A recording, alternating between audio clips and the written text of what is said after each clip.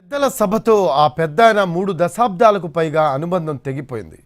ఆర్థిక వ్యవస్థను కొత్త పుంతలు తొక్కించిన ఆ స్వరం ఇక సభలో వినిపించని పరిస్థితి.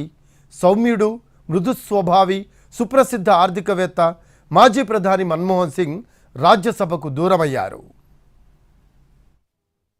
రాజ్యసభలో సుదీర్ఘకాలం పాటు దాదాపు 3 దశాబ్దాలకు పైగా సభ్యుడిగా కొనసాగిన మాజీ ప్రధాని మన్మోహన్ సింగ్ పదవీకాలం ముగిసింది.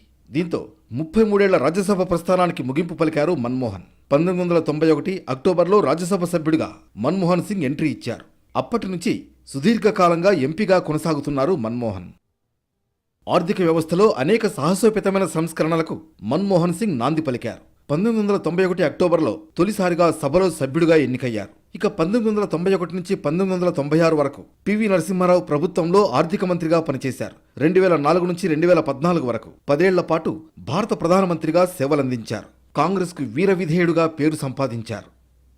91 ఏళ్ల మన్మోహన్ సింగ్ పదవీకాలం ముగియడంతో ఆ సీటును సోనియా గాంధీ భర్తీ చేస్తున్నారు.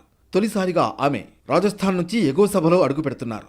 మన్మోహన్తో పాటు 7 కేంద్ర మంత్రులు కూడా పదవీ విరమణ చేస్తున్నారు. విద్యాశాఖ మంత్రి ధర్మేంద్ర ప్రధాన్, ఆరోగ్య మంత్రి మన్సుఖ్ మాండవ్య, పశు సంవర్ధక మరియు మత్స్యశాఖ మంత్రి పురుషోత్తం రూపాలా, ఇన్ఫర్మేషన్ టెక్నాలజీ మంత్రి రాజీవ్ చంద్రశేఖర్, విదేశాంగ శాఖ సహాయ మంత్రి వి మురళీధరన్, సూక్ష్మ, చిన్న మరియు మధ్య తరహా పరిశ్రమల శాఖ మంత్రి నారాయణ రాణే మరియు సమాచార మరియు ప్రసార శాఖ సహాయ మంత్రి ఎల్ మురుగన్ల పదవీకాలం ముగిసింది.